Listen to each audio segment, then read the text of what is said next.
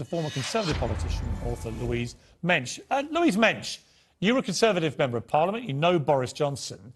I don't know how much you believed of all his denials about Partygate, but this picture, series of pictures released tonight, seemed to me that even for the most devoted Boris supporters, to be the nail in the coffin of his persistent lies about these parties. That's him at a party he said never happened, drinking with bottles everywhere, food everywhere, having a party. Unfortunately, Piers, that's not exactly what he said. And if you roll the tape and go back to the clip that you had at the top of the show there, he was asked, do you remember this party on the 13th of November, or can you confirm there was this party on the 13th of November, whatever the date was? And he looked blank and said no. He didn't, as you just said, as you characterized it, issue some sort of affirmative denial. It was clear that he didn't really know what she was talking about. He said all the rules. But Louise, he said all the rules had been followed. And yet he knew, he'd been at that party on a day when he himself, with his own rules, had ordered that no gathering of more than 2 people could happen inside. His rules, let me tell you he broke them. Did he? Let me tell you something about lying to the House of Commons. Let me tell you something about lying to the House of Commons, Piers. You have to do it intentionally. You can't accidentally lie to the House of Commons. You have to say something that you know is false at the time that you say it. If he believed that he wasn't breaking the rules, and trust me, the Prime Minister doesn't set these things up himself. He doesn't keep his own diary. He would have got advice from civil servants. You can go to this leaving, do whatever. Louise, they were his rules. They were his rules. Remember, Piers, let's remember, these photographs may be new because Dom Cummings or his friend had given them to the newspapers, but they're not new to the police. I think the key point about these photographs is that Downing Street said that Sue Gray, the Metropolitan Police, had these photographs all along. They knew about them. They may be new on the front page. They may be new to the tabloids, but they're not new to the police. Here's the problem that's happening tonight, which is you've got former deputy police commissioners of the Met Police coming out tonight saying that they think this is very disturbing because they think it shows potentially the police have not done their job properly because it seems such a de facto prima facie breach of the rules, and they're very concerned. So the police may come under huge pressure now to try and explain why apparently other people at that event have received fines, but not Boris Johnson, who appears to be leading it. And you know what? I can't tell you that. That is a matter for the police. I noticed, though, that, forgive me, but you've shifted ground. You've already acknowledged that the police did have these photographs. So if the Prime Minister was not fined, and he knows perfectly well the police have had these photos all along, they've been part of their investigation, it's just something that Dom Cummings has put out because he can't stand Boris Johnson. It doesn't matter where they came from. Why does it matter where it came from? In advance of the Sue Gray reports, these things have come out to make the headlines. But you've got no evidence that the Prime Minister knowingly lied to the House at all. And I'm literally looking at a guy. Louise, I've literally just played a clip. Let's play it again. Yeah, play it again. That's the picture, and here's what he said about that party when he was asked about it in Parliament. The Prime Minister tell the House whether there was a party in Downing Street on the 13th of November. Prime Minister. Mr. Speaker, no, but I'm sure that whatever happened, the guidance was followed and the rules were followed at all times. The guidance and the rules were followed, even though he knew that that was in the middle of a second lockdown when he went to that podium every single day and reminded us no gatherings inside of more than 2 people. So I'm afraid he's a liar. Whichever way you try and spin it, Louise, and I admire the loyalty, the guy lied to Parliament, he lied to the British people, and I'm afraid I think his position, because of this release of these pictures, could very quickly become untenable. Senior Tories tonight are talking out against him. Scottish Conservative Party leader saying he's completely unjustifiable. Other Tory MPs turning on him. I'm just surprised you're not. I don't know the man personally, but I know what I just heard. And he was asked, can you confirm that this happened? He said no. He didn't say it definitely didn't happen. Clearly, if you look at the clip, he didn't remember it. And honestly, we both know, Piers, that Boris Johnson is a very ambitious man.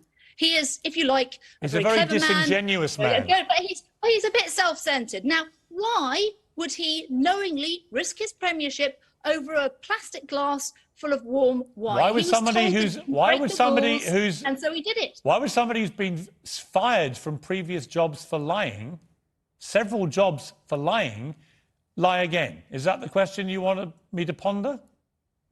No, I just want you to ask yourself, if you just look purely at his self-motivation, he gets his guidance from civil servants who keep his diary. Actually, I would say his motivation... If he believed it, was he lying? I would say his motivation was very straightforward. He didn't want to lose his job as Prime Minister, so he lied about the parties. That's the motivation that I see on Boris Johnson.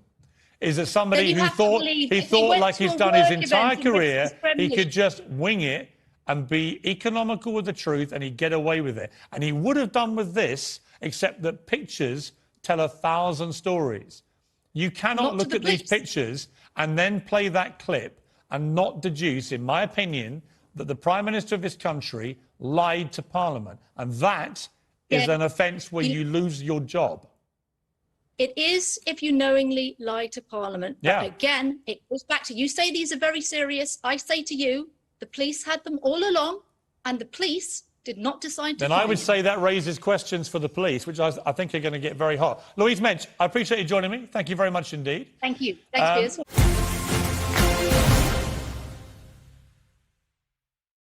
Well, I'm joined now by Iman Ayton, who's organised her own Black Lives Matter protests, including the likes of actor John Boyega and Madonna, and royal historian and author Sir Anthony Seldon. So welcome to both of you. This is a really incendiary debate now. Never used to be. It used to be just everyone used to agree Winston Churchill was a national hero who saved us from the Nazis, and that was it. But now he's not. And I'll start, Iman, by saying this. I understand why young people look back at some of the things that Churchill was recorded as saying, some of the views that he held, and I understand why it may colour the judgment about him, literally, actually. But I also believe you should take all great figures in totality. I agree. Whether it's Gandhi, Mandela, Churchill, whoever it may be. And the welter of positives for Winston Churchill, to me, outweigh attitudes and occasional comments which were by far the norm of that era and wouldn't be tolerated today. And what's your reaction to that? I totally agree with you. So I don't actually harp on the covert racism or the kind of, the comments like black people are savages and Indians are a beastly race. I don't actually hold on to that because you're right, it was during those times, not that it's acceptable. We can safely say it wasn't. What I hold on to, for example, is yes, he was a hero. I think I was given the same kind of narrative that most people were, that this is a British hero. Admittedly, it was only when I saw Churchill was a racist, that graffiti that was written on his statue during Black Lives Matter, that prompted me, as a random person, to say, you know what, I'm going to go home and research Winston Churchill. And in doing that, I found the two things that resonated with me personally. The first was the 4 million Indians that died due to the Bengal famine, which was a direct result of Winston Churchill's decision-making. The second would have to be... Hold on. No, okay. Fair enough. But on that, I'll come back to you, because that is simply not true. OK, you can tell me the mythology that's built up around what happened, and I'll let the great historian fill in the blanks here, but there's a lot of mythology that's been fermenting about Churchill's culpability over the Bengal famine. Apart from anything else, he didn't cause the famine. The famine was caused by a cyclone.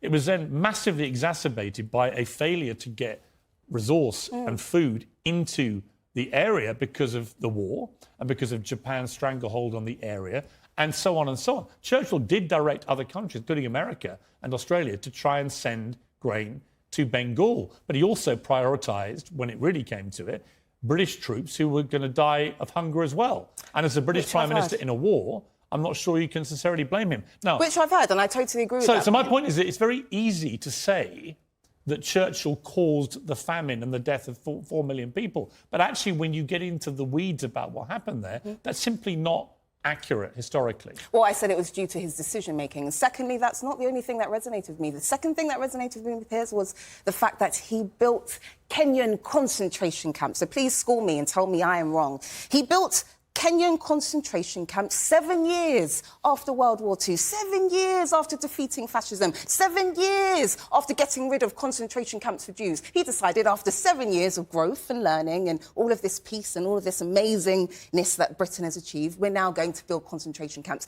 And not for Jews, this time it's going to be for Kenyans. And we're now going to start making pillars, these kind of different instruments that literally crush and rip the testicles off of Kenyan men. And we're going to do that 7 years after defeating Nazism. So, yes, I've got a different perspective. We've heard the view, and it's a view clearly shared by a lot of young people. I mean, staggering, these new statistics now of people who really dislike Churchill and have no respect for him. Well, I think it's partly the fact he was built up to be such a big figure. But for me, everything that has been identified that Iman is talking about is important and needs to be weighed into the equation. Thank you, Anthony. That's all I want. That's all I want. Because we are all mixtures of good and bad. I agree. Every leader. And I think for young people to have the evidence and weigh it up, I'm just going to mention 3 good things he did. And by the way, I agree the treatment of the Kikuyu tribe in Kenya during that period of suppressing Mau Mau was utterly deplorable. 7 years after World War II. From 1952 onwards. But this is what he did. He did, on the welfare state, he was a core person building the welfare state before the First World War, and as Prime Minister in the Second World War, he oversaw the Beveridge Report and encouraged it. Which has been enormously to the benefit. Secondly, he was the first politician to spot the end of the Cold War. In 1953, he made an extraordinary speech after the death of Stalin, saying we can't carry on as we were. And thirdly, there was what he did in the Second World War, where Hitler, 6 million Jews, 50 million dead in that war, he did stand up when Britain was alone. So to give young people the evidence on both sides and let them come to their own judgment, and to recognise that every leader, us, me, you, Piers, everyone, is a mixture of good and bad. But not monstrous, and that's my issue. Not everyone is a mixture of monstrous and hero. Well, so good and bad is one thing, but being monstrous, deciding to actually crush and rip take one of my one of my heroes like Nelson Mandela. He was on the no-fly list for this country throughout most of the 70s. Right? He was a man that many viewed to be a terrorist. And then he came out and he turned out to be one of the all-time great peacemakers. Now, again, do you take his life in totality, Mandela, or do you say that actually anyone involved in any form of activity which could be classed as terrorism is a monster, and therefore there is no chance for a public figure to redeem? Did Nelson Mandela sanction making pliers that crushed and ripped the testicles off of black men? Did Nelson Mandela do that, Piers? What he did sanction was he sanctioned activity which by today's standards would be construed as terrorism. But so we can safely say that, yes, everyone is good and bad. I'm not negating that point. The issue is... My point is that you can take almost any historical figure and you can paint a picture, as Anthony said, of negative and positive.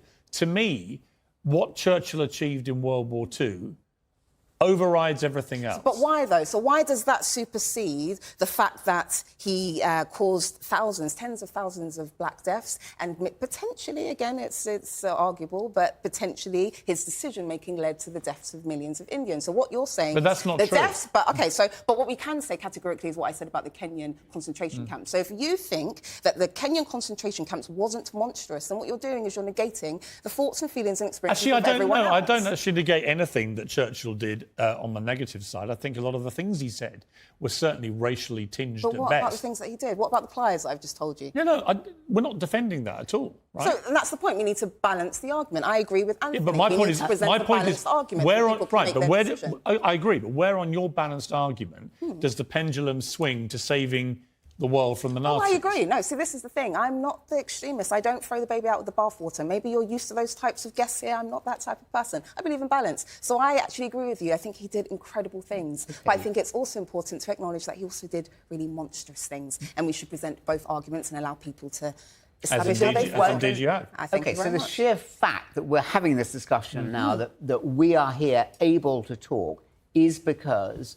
he led this country to stand up against a fascist dictator who, like many of the leaders in the world today, many want to, China, Russia, North Korea, and more, want to squeeze free debate, the kind of discussion we have at the moment. We can go back, have our separate lives. We're not going to be put in. We wouldn't be having it under Nazi Germany, right?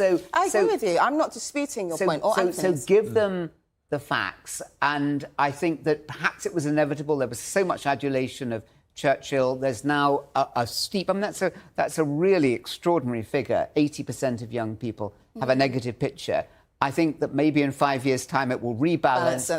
I think myself will disagree, Imam, on this, that I think that it will be overwhelmingly positive about Churchill while not ignoring the downside. And I think if people can learn about humanity then, that people's flaws, including what he did or what he sanctioned as Prime Minister in the 1950s in Kenya, weigh all that, then that's real education. That's what history is about. I mean, there are proper arguments to be had about the carpet bombing of Dresden in World War II, which many people think was completely unacceptable. Churchill would argue, if he was here, he's not, but if he was, he would argue it was a necessary evil to facilitate the hastening of the ending of the war. Now, a lot of people don't agree with that historically. But if you're a wartime leader, you've got to make horrendous decisions. I totally agree with you. And I bring it back to just having an inclusive mindset. And I think that's the issue here, that many people seem to not, or let me just put it this way. I don't think people are disputing the fact that he's a hero. I think that many people are disputing the fact that he is also a monster. And that is where the problem lies, Piers. I'm not saying he's not a hero. Everything that you've just said, I agree. I think it's awesome. But I also have to take into account that the Indian population that died, potentially because of his decision-making, probably wouldn't have called him a hero. I have to take into account that the men that were having their testicles ripped from their bodies probably wouldn't call Winston Churchill a hero either. So again, it comes down to an inclusive mentality. When you take into account everyone's feelings, it becomes a lot harder to then definitively say someone is a hero or a villain. Okay. What you usually do is say they are both. You take into account they are racist, you take into account that they're a hero, and you take into account that they are Anthony, final point on Churchill. I think he sanctioned some monstrous things. Personally, I don't think he was a monster. I think he had a deeply... So sanctioning monstrous things doesn't make you a monster. Is that right, Anthony? Let's just make sure you're clear. If you do monstrous things, you're not a monster. Is that correct? I think that... Is that correct? Well, let me ask you a difficult question. Do you think the unleashing of 2 nuclear weapons in World War II at Hiroshima and Nagasaki, was that justified or was that monstrous? I think those types of things are monstrous. Okay. Anything that kills anyone else is a monstrous act. So you're calling the American president that did that a monster. Anyone that kills anyone else is a monstrous act, whether you want to see it like that or not. But that brought to an end a war that would have killed many, many, many more people. But it still doesn't negate the fact that it was monstrous to the people that died. And that's what I'm trying to say, that you're now putting your feelings and white people's feelings and Jewish feelings and British feelings above everyone else that had a negative interaction with this man. No, it's not about white people. See, I think you let yourself down when you say that. No, it is. White people, British people, Jewish people, the people that I typically, this is where I'm coming from, the people that I typically find defend Winston Churchill. There have been many black, let's be honest with ourselves here, but I typically find it's majority white because we have this real kind of admiration for the man. And so a lot of people... Well, quite rightly, because he saved us from Nazi Germany. But we have to take in consideration that he's I don't think anybody thinks that Winston Churchill... Nobody thinks he was an angel at all. But he took a lot of very difficult decisions. But they're not but people are negating the fact that he is a monster. That is the issue. Be balanced. All right, you've made your point. Anthony, I wanted to just talk to you quickly about your book. The Path of Peace, Walking the Western Front Way. Couldn't be more timely, obviously. Remembrance Sunday this weekend. When you wrote this book, have we learned the lessons that led to the catastrophe of the First World War, do you think? So, no, categorically not. I mean, as I was walking that, the Third World War was in Ukraine, perhaps about to unfold. It was the vision of a young soldier, Piers, who uniquely, it would seem, had a vision on building a path to peace, which I think is fundamental, where we can have people... His vision was of all nations or faiths or backgrounds walking side by side together to try to learn from the dead from both sides. So I walked back last summer 1,000 kilometres, 1 million paces through soil where 10 million had bled to death or had their lives totally wrecked in the effort of trying to build a path to peace. He was an extraordinary, visionary young man. And so, no, but it is by building understanding, building bridges with each other. I think maybe not rushing myself to condemn other people, to understand why they did things, that we have the best hope for humanity. And that's exactly why I wrote the book. And the Western Front Way now is the world's biggest commemoration project. Everyone can walk it or cycle it. It's going to become like the Northern Camino. I think it was the best idea to come out of the First World War, Piers, even though it categorically hasn't ended the Second World War, didn't stop the Second World War, and won't. But what other hope is there unless we just walk together, respect our difference, and indeed love each other for our differences? Which is an inclusive mentality, by the way, just so you know. Well, I think we've respected each other's differences. Thank you. I wouldn't go as far as say we love each other yet, but the Almost. night is young. The night is young. Sir Anthony Selden, great to see you. Iman Aiton, thank you very much for coming in. I appreciate it.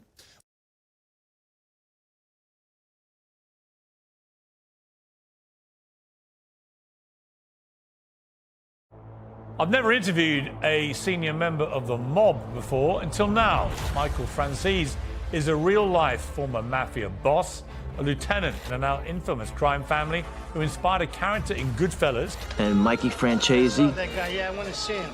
Then turned his life around and somehow lived to tell the tale.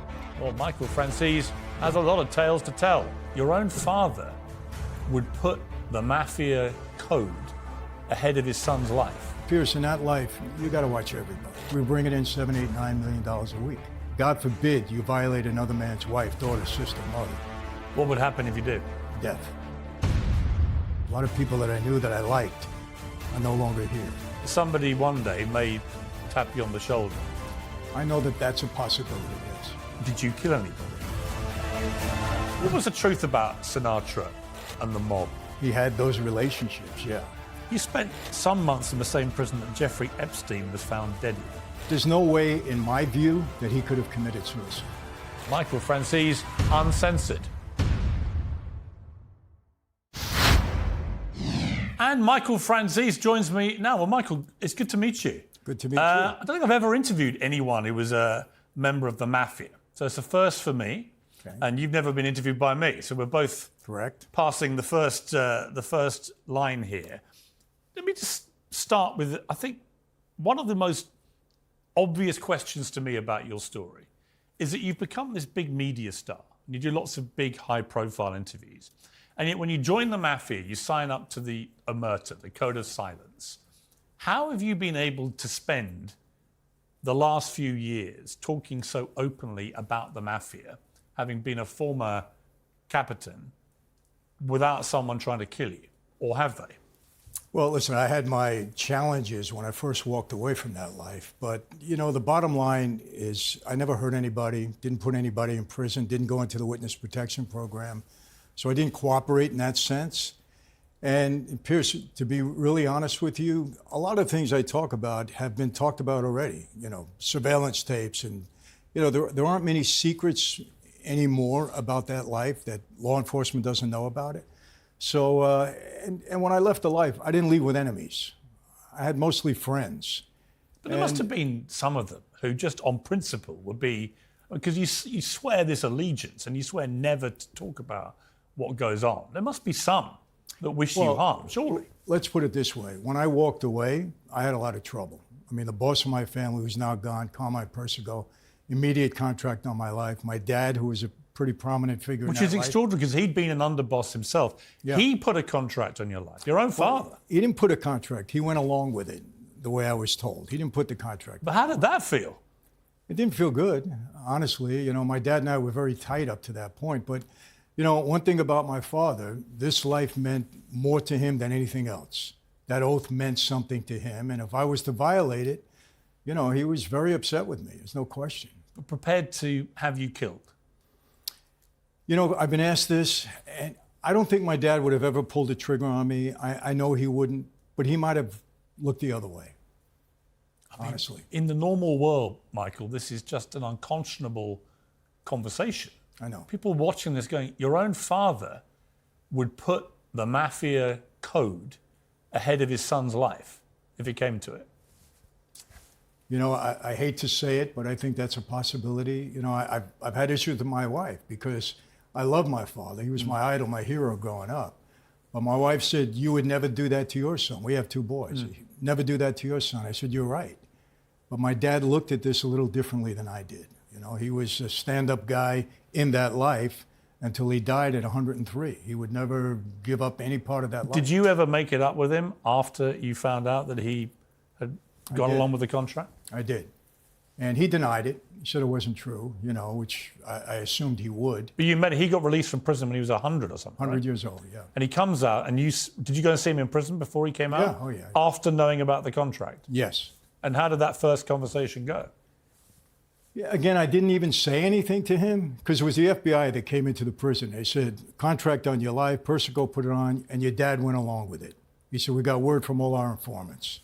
I said, okay, I'll deal with it, you know. What was I going to say? But I never really brought it up to him.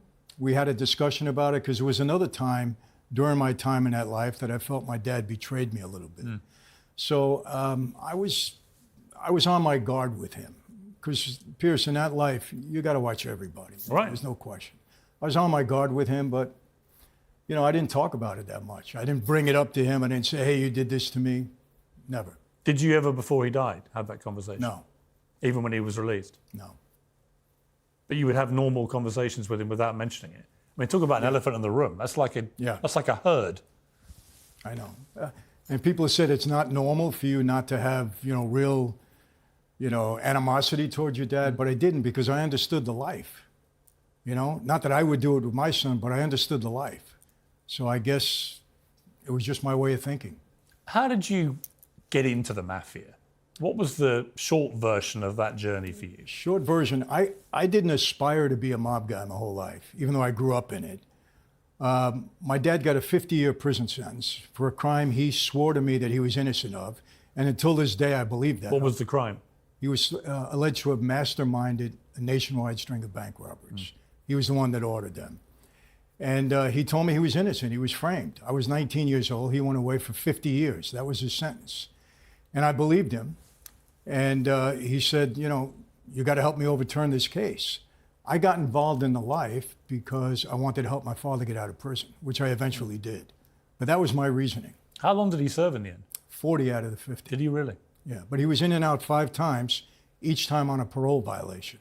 Kept coming out, kept going back. But as an underboss himself, he will have committed a lot of crimes. He may not have committed the one that he was convicted of and sentenced to, but he was committing crimes every day.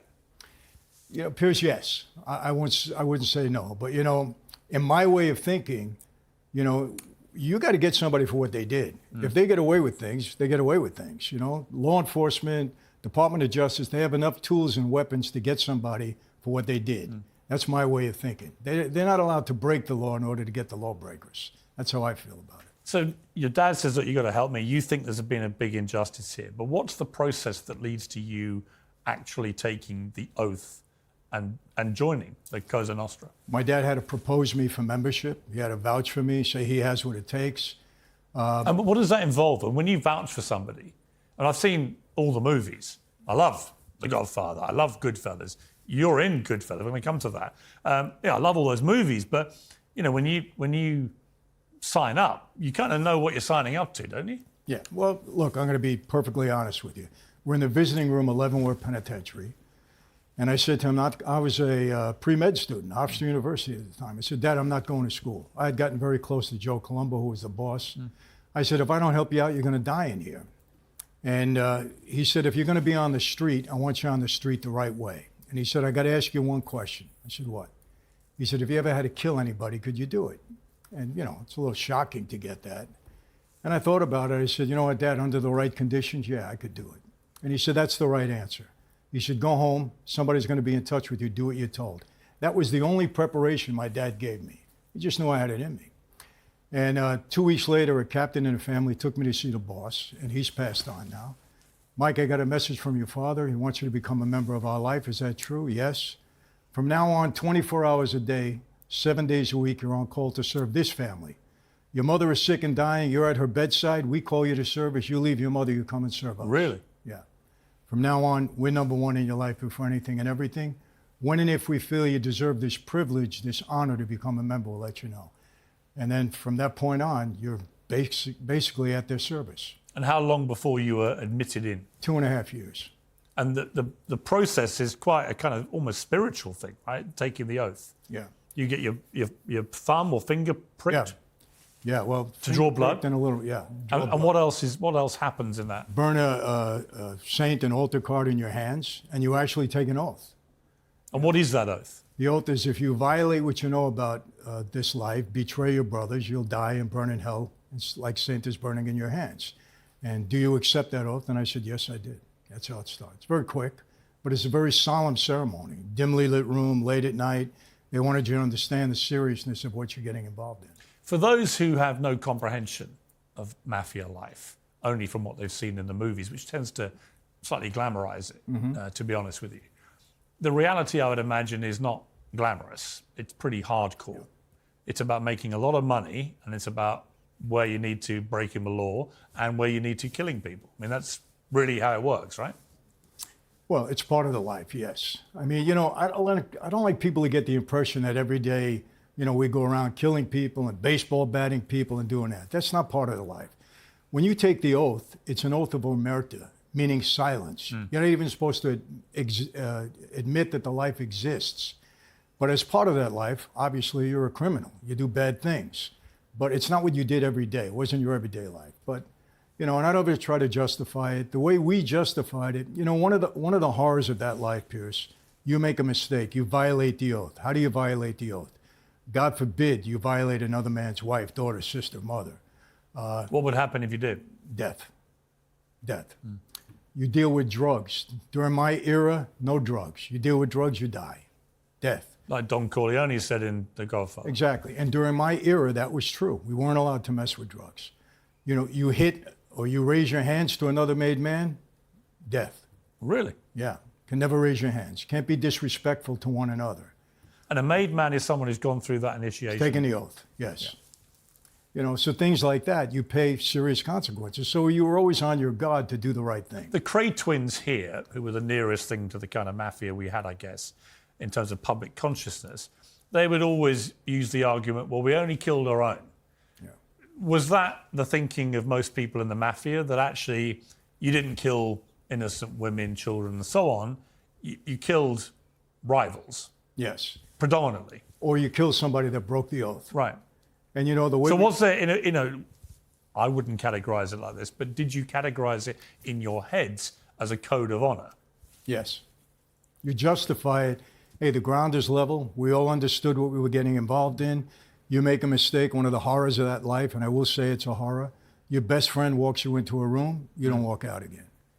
And obviously in my 20 years in that life, I've experienced that. I know that's happened. Well, you've seen people be walked in a room by their best friend and is to be killed. Yes. It's one of the horrors of life. How do you trust anybody? Well, you don't. You got to be careful. You don't trust anybody? You got to be careful because your best friend could be the one that leads you to your demise. You trust anybody now? I do, yeah. How? Well, I don't have to trust them, and they're not going to walk me into a room. No, but you must all constantly be thinking, wherever you go, that somebody one day may tap you on the shoulder.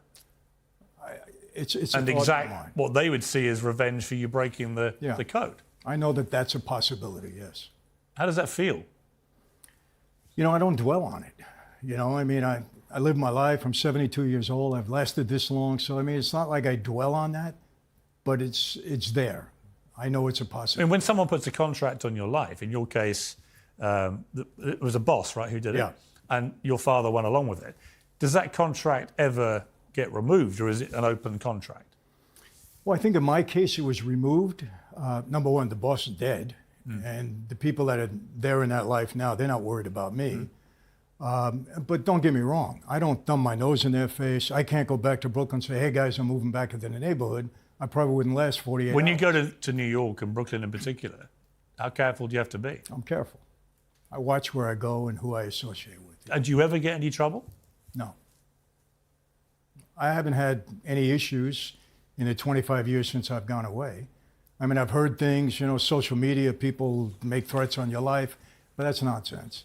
But no, I've never had anything seriously that I had to be concerned about. How lucrative is it to have been a senior member of a mafia 5 family. I mean, at your peak, when you were a captain with 300 people under you, how much were you making?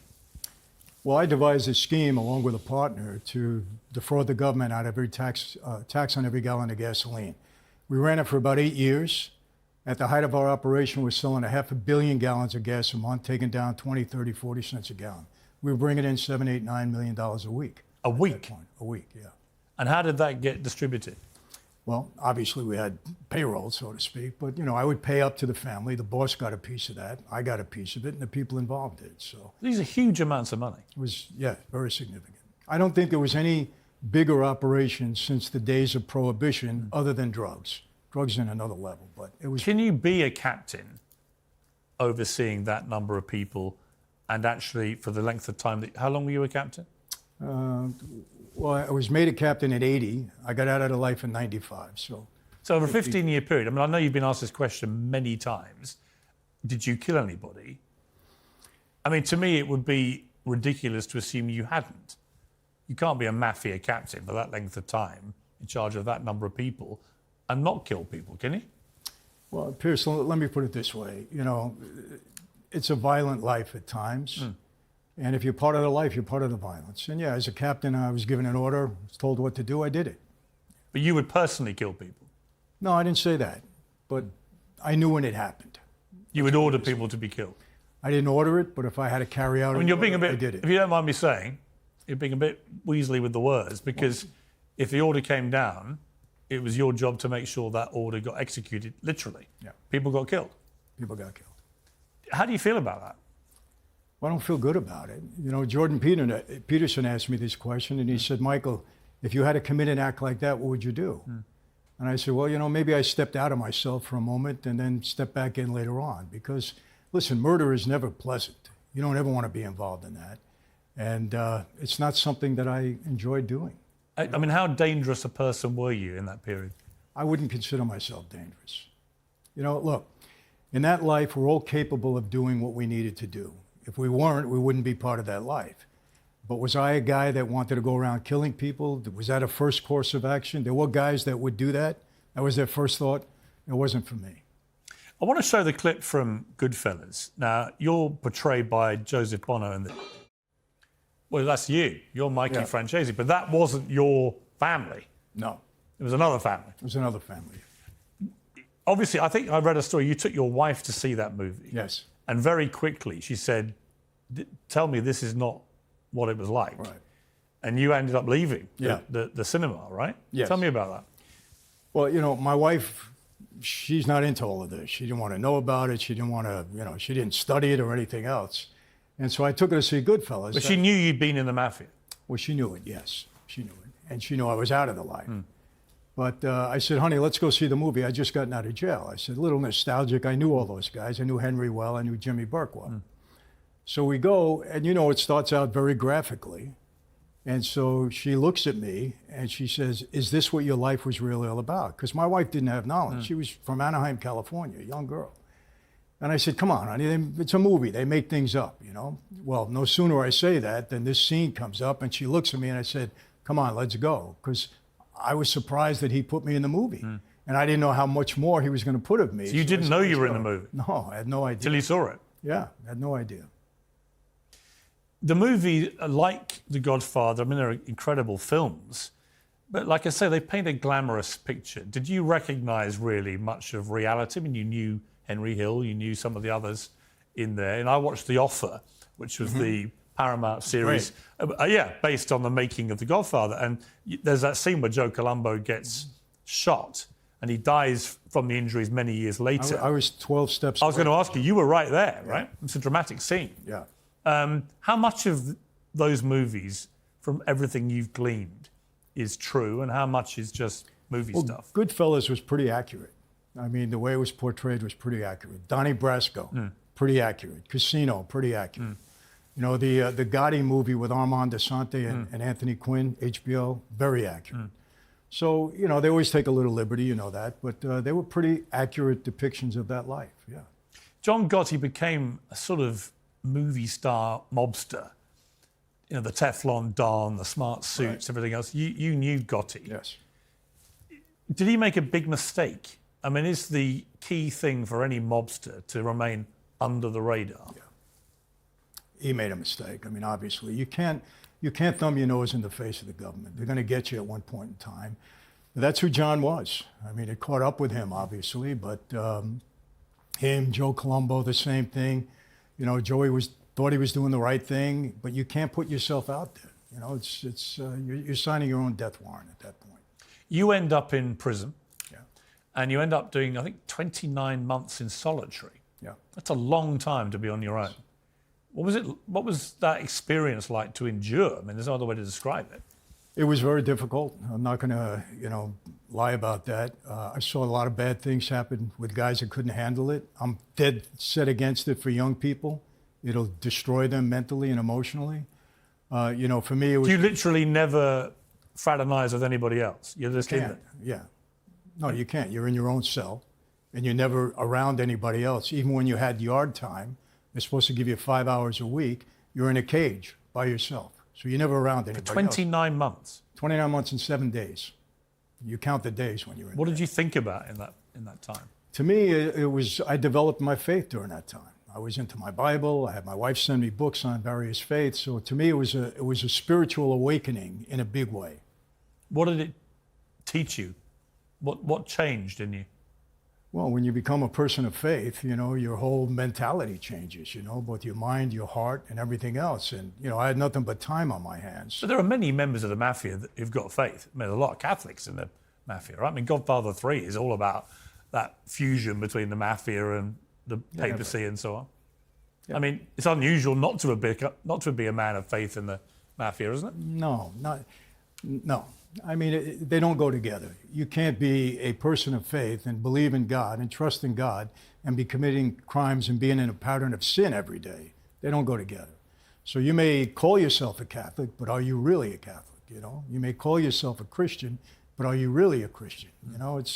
You can't be living in a pattern of crime and sin and claim to be, a person of God. Did you have, for want of a better phrase, a come to Jesus moment while you were in that solitary? I had to come to Jesus many moments. Was there one that really, for you, crystallized, I've got to get out of this and move to a different life? To me, the first night they locked me up in the hole. I'd already done 5 years, violated my parole. They throw me back in. The feds were mad at me. You're never coming out of prison again. We're putting a new case on you, the whole bit. The first night was really the worst night of my life because it was the first time, Piers, when I said, I lost everything. I'm going to lose my wife. I'm never going to see the street again. 41 years old, I'm going to spend the rest of my life in a 6x8 cell because I had people that were going to hurt me too. I had people on both sides at me.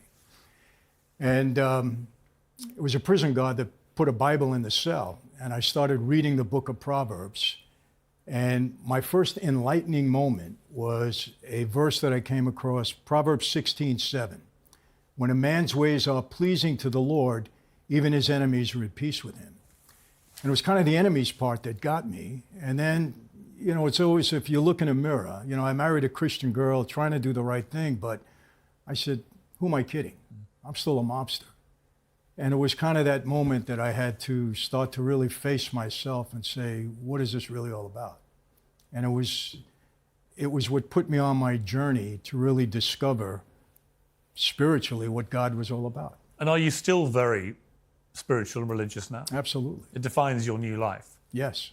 Which it's not a new life, it's been a life for a long time. Yeah, absolutely. I mean, the last 25 years, absolutely. A lot of mythology swirled around the mob, including people like Frank Sinatra and others. And I know you encountered the Rat Pack on your travels. In fact, Sammy Davis Jr. appeared in a movie of yours. Yes. But what was the truth about Sinatra and the mob? A friend, but he wasn't controlled by the mob. See, there's a difference. You can have relationships, you could be friends, you could do favors. Doesn't mean they control you. And, that's the thing. Oh, he was controlled by the mob. No, he wasn't. If he was asked to do a favor, he would do it. In turn, we did him favors. His son once appeared in a club out in Long Island that I had, a relationship with. First night he's in there, he couldn't draw anybody. So they called me up, Michael, we need some help. So I filled the place for the next couple of days, did him a favor.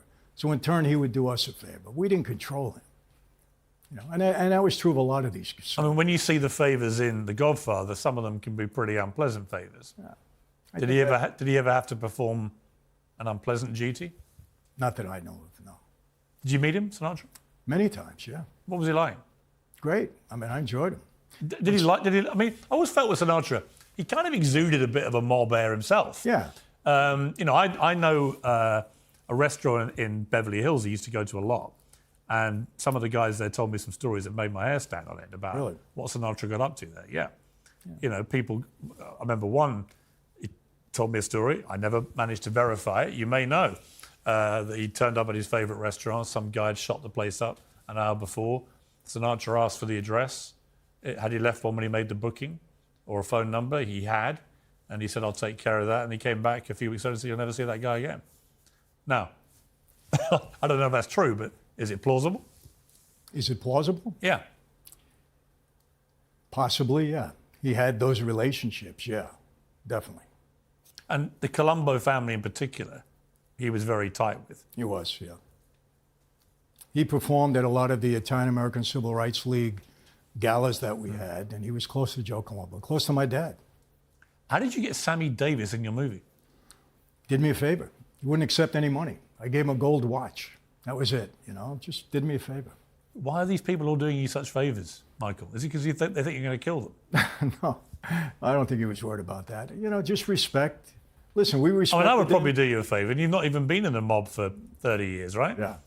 Just because well, why wouldn't I? I mean, you know, that's the atmosphere that mob people have around them, right?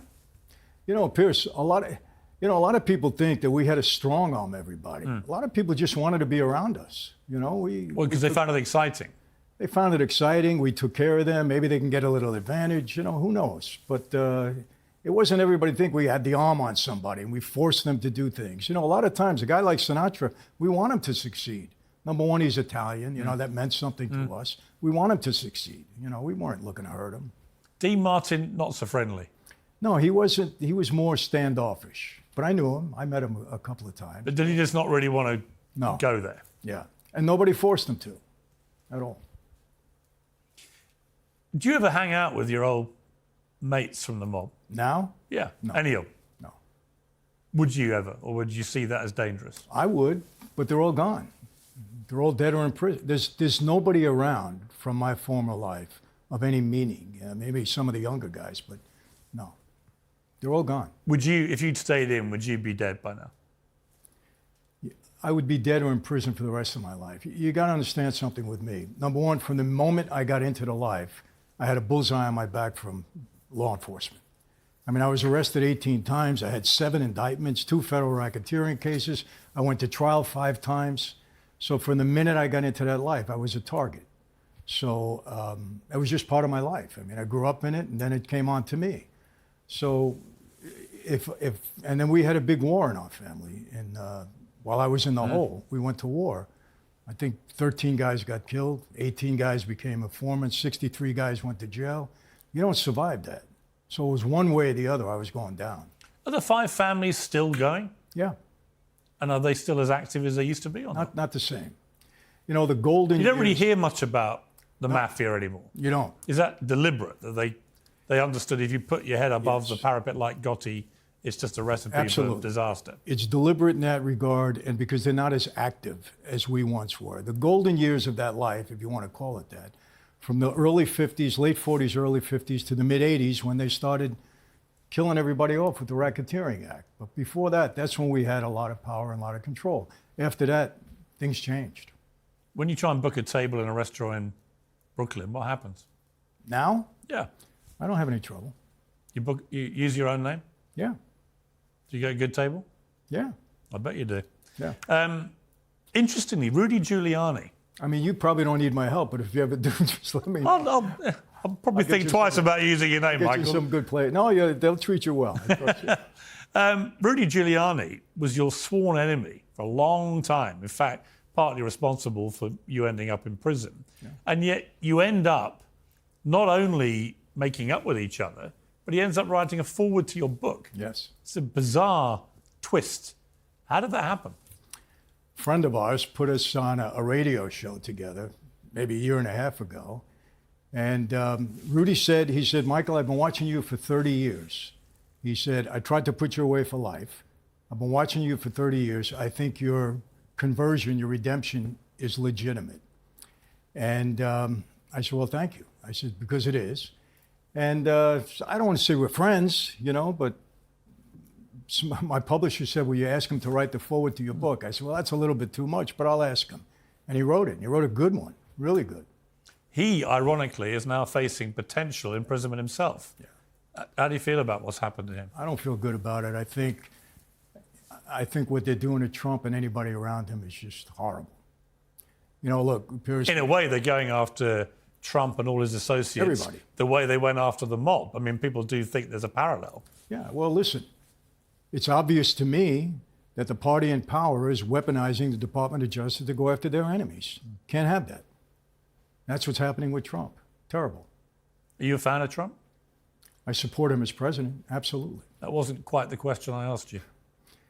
I guess I am a fan because I would love to see him be our president again. He was a good president. I mean, he got very angry with me, actually. We fell out. We've fallen back in. He called me last week, but we fell out when somebody gave him a list of things that I'd written about him, including calling him behaving like a mob boss. He took particular exception that I had said he behaved like a mob boss. But sometimes he does have that swagger about it. What's wrong with that? I mean, if it's quite a lot, actually, Michael. I mean, you may not think there's anything wrong with it, but for most people, behaving like a mafia mob boss is not a compliment. Well, you would take it as one. You know what? You know how many people tell me, I wish the mob was running the country right now? That's how it's switched over. And I said, well, they actually are. You just don't realize it. Right. But, and I mean the real mob in the White House. But no, look, Trump, I don't care what anybody says about him. I'm not interested in the nonsense that's around him. I'm interested in what he did as president. He was a good president. His policies were great. And the country was in good shape when he was there. That's what I care about. You ever met him? A long time ago. He probably wouldn't remember, but I met him in a club with Roy Cohn at the time, who represented a bunch of guys. And what did you talk about? It was quick, you know, hello, Donald, how are you? You know, that was it. Did he know who you were? He probably did, because if he didn't at that time, I'm sure Roy said, you know who that is, yeah. Andrew Tate is an interesting character. You're friends. Yeah. So you actually said this about me and Andrew Tate. You gotta love the way he controls a room. Whenever he gets into the room, the guy is intelligent. He's quick on his feet. He rattles things off. He's got such command of information. He sits down with Piers Morgan. Now, Piers Morgan, one of the best out there, and he's brutal. He doesn't hold back. He comes after you. He's not taking it easy. But Andrew sat down with him, and I'm telling you, he controls the room, even with Piers Morgan. Now, I would take slight issue with that, Michael, as you would expect. Well, I give you a good compliment because I believe that. Yeah, but I know what you mean about Tate. He's a very charismatic guy. A lot of people love him. A lot of people hate him. We don't know the truth about these charges he's facing. We'll have to see how that all plays out. What do you think about his influence on young men in particular? Because I know lots of mothers who are very concerned about what they see as a bad influence, particularly as they see it, misogynist views about women. What do you think of him? Well, you look, I think Andrew could be abrasive at times. I don't agree with, look, I have a wife and 5 daughters. And my wife, anybody will tell you, I put her up on a pedestal. My daughters are all very independent. So when you see Andrew Tate say women should stay at home, they shouldn't go out to work, the man should be in control of them, they shouldn't even go out without his permission. When you hear him say all that stuff. I don't agree with that, okay? I think I understand what he's saying. He wants to be the man of the house. He wants to be the provider, the protector. I agree with all of that, yes. I don't agree that she has to stay in the house and just be a housewife. No, I mean, if my wife wanted to work, she could work. As a matter of fact, she does work. She works with me. But I think his message to young men is vital because I think there's been such a feminization of men, especially in our country, that it's terrible. I mean, it's affecting our military. It's affecting, I mean, I have 5 daughters that say, Dad, I can't find a good guy, you know, and they mean it, you know, and we see what's happening. So we need men to Has it crossed your mind that might be because they don't want to meet Daddy? Well, or upset Daddy's daughter? Well, it could be, but in some cases it is. But no, I mean, look, I support his message to young men to be men. And like I said, I think a lot of the things he says are taken out of context because people do hate him, you know, because of what he says. But I support. I'm struck by just how widespread his influence is. Amazing. I would say 1 in 5 people that come up to me are young men who want to talk about Andrew Tate. What does that tell you? Well, it tells men me are hungry for a mentor. Yeah, it tells me that they're hungry for someone who isn't going to demonise young men in the way they feel they've been demonised. I think there's no doubt about that. I just have a real problem when he goes off on his misogynist rants. I have a daughter too. I just think it's very kind of Dickensian, that kind of chat, you know? Yeah, he doesn't need to do that. He is abrasive at times, and I think the way he says things rubs people wrong, and, you know, but the overall message, I think, is important, and it's a good one. You spent some months in the same prison that Jeffrey Epstein was found dead in. Mm-hmm. What do you think happened to him? There's 2 schools of thought. He hung himself or he was murdered. Not only did I spend time in that prison, I spent time on that tier. Right. Because I was in lockdown there. There's no way, in my view, that he could have committed suicide. I mean, all those things happening at one time, the cameras are gone, the guards fell asleep. It doesn't happen. When I was in there, they were watching me 24/7. You know, they always knew what was going on. So you think he was killed? Yeah, I do. By who? You know, that's another question. Was it a guard? Did they let somebody in there? Who knows? I mean, in some of the autopsy reports, there are, you know, that said that there's no way that he hung himself. No way. So I don't believe that he committed suicide. When you were in general population as a prisoner, as a well-known member of the mob, was it like we saw in Goodfellas with Paulie with his kitchen and everything else? I mean, but was there any of that? I mean, did you get special treatment? Never to that extreme. The special treatment we got is if we had Italian guys or guys we knew in the kitchen, we'd eat a little better. We made sure the guards ate a little bit, but never bringing things on the outside like that. No, no way. That's fantasy. Did anyone else ever try and attack you, or did the mob have a kind of invisible fence around them? I never had a problem. But did anyone in the mafia, or was it John always... Gotti got beat up in prison. Right, so it did happen. Yeah, absolutely. In prison, you can't, it doesn't matter who you are, especially if you're in high security. You can't throw your weight around with guys that are doing life that have nothing to lose. You're going to respect them or you're going to pay for it. How old are your daughters now? My oldest is 45. My youngest is 25. So with all of them, they must have reached a stage, at some stage of each of their lives, where they've wanted to look you in the eye and say, hey, Daddy, what did you actually do in the mafia? They've never approached me with that. Really? No, they never did. You know, I think they just dealt with it differently. Like, you know, some of them had trouble because of that. I do all the time I did in prison, and but they don't exploit it either. They don't like brag about it or talk about it. Nothing, you know. But they're not curious. I mean, do they never ask you, did you kill people? No, they never asked me that. Well, would you tell them the truth if they asked you? No. Really? I wouldn't discuss it with them. Why would you ask me that? You know. I mean, if my dad had been in the mafia, I'd probably ask him the question. Maybe because I'm. Well, I have 2 boys too. And have they asked you? No. Really? No. So you've got 7 kids and none of them have ever asked you that question? I think they might assume, but they never asked me. And what about your wife after you came out of that? She never asked me. She never asked you? No. Even when you went to Goodfellas and she saw what was going on? Look, my wife is very bright, very smart. I think she knows, or she assumes, but she don't want to hear it from me. Why? Do you ever worry about that scene in Godfather 3 where Pacino says, they sucked me back in? No. I have no desire. I'd have to be out of my mind, Piers. I mean, I wouldn't last, number one, on either way. I mean, you look and sound a bit like Pacino in Godfather 3. That's why I'm asking you. He's about that age in the movie when he gets sucked back in. Something happens and he feels himself... Every time I think I'm out, they pull me back. Yes. No. Never happened. You know, nothing could persuade you back in? Nothing. Whatever happened? Nothing. No. I have no desire, none whatsoever. What do you think of the new trend of mob wife clothing? We see it a lot. Emily Ratajkowski, Kourtney Kardashian, Jennifer Lopez. Yeah. It's mob fashion. It's back in. I mean, my daughter actually... We're looking at some pictures. I mean, do you like the look? Is it... I liked it, yeah. My daughter actually did she does some modeling and things, and she actually did a couple of little ads recently. Yeah, there's nothing wrong with it. I mean, you've written about this, done many interviews. When you look back at that whole period of your life, what's your main takeaway from it all? Whether I have regrets, the main takeaway. Do you have regrets? I do.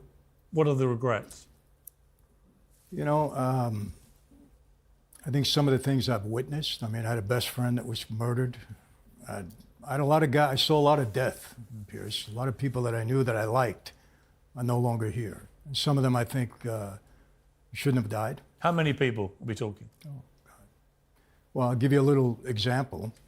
Fortune magazine wrote an article, 1986, 50 biggest and wealthiest mob bosses in the country. Huge article, half the magazine. They featured 6 of us. I was one of the 6. They had a chart with the 50 of us on there according to rank and wealth and power. I was number 18, youngest guy on the list. 5 behind Gotti, he wasn't boss yet. But out of that list of 50, which was silly list, today, some 30-odd years later, 48 of them are dead. Really? Yeah. Number 49, still in prison. He's older than me. And I'm the only one alive and free. So one's incarcerated, the others all are dead. And were they all killed? Some were murdered, some died in prison, a few died naturally. But most of them were either murdered or died in prison. So do you feel lucky that you got out? Blessed. Yes. I always say this, if you're a made member of that life and you die of old age and you die free, you've really accomplished something. It's a very, very difficult and treacherous life to navigate, to make it all the way through. Tough. Did you ever meet anyone like Brando, Pacino, Jimmy Kahn, any of that? You met them all? Yeah. Really? Oh, I never met Brando. No. Okay. I met De Niro. Yeah. Chaz Palminteri, a good friend of mine. I met a bunch of the guys. What was De Niro like with you? He was great. Respectful, yeah. And Chaz Palminteri and him are very close. Chaz is like my buddy. We're friends. So I met a bunch of them. I mean, during this filming of The Godfather, I was there the whole time. That was my era with Joe Colombo. So I met Lenny Montana, who played Luca Brasi, who was a good friend of mine, Jimmy Kahn, all of those guys. I liked them all. Was there a mutual respect in a weird way? Yeah, absolutely. Absolutely. I'll tell you this, I'm on trial with Giuliani, facing a couple of 100 years. And what's his name? From Frankie Valli, happened to be in the courthouse. So he comes into the courtroom, right? And he's right behind me. And we break, and the jury's being let out, but they see Frankie Valli, right? Wow, Frankie Valli, everybody loves him. So he comes over and he hugs me, right? And we're talking, we're chatting, we're hugging. I'm watching the jury, they're watching him. I get acquitted in that case. And one of the jurors says to me, anybody that Frankie Valli loves, we're never going to put in prison. So you have Frankie Valli to thank? Absolutely. Does he know that? I told him that afterwards, yeah. What did he say? He laughed. He said, well, I'm glad that helped you out, yeah. Michael, it's fascinating to talk to you. I mean, there's not many people from the mob that A, talk publicly, or B, who get out and completely change their lives. You know, you're married with 7 kids. You've got, as you say, a very blessed second half of your life. And I appreciate you coming on. Well, thank you. And your candor. And I'm going to be back here on tour. Yeah, you're doing a tour in March. Starts March 10. March 15th. March 15th. Here in London. I hope if you're in town, you come as my guest. Where are you performing in London? Oh, gosh. I forget the name of the place. We'll find out the dates. We'll put them online. Yeah. And we're doing about 12 dates all through the UK, and very excited about it. Last time I was here, in 22, I didn't realize I had such an audience here in the UK, and the people are wonderful. British people are fascinated by the mob. Wonderful. They're fascinated. Yeah. And you don't get to talk to people. I mean, I've never interviewed anyone from the mob before. And it is fascinating. We have a lot more. Hopefully we'll do it again. Well, it's good to see you. Thank you. Thank you very much. Appreciate it.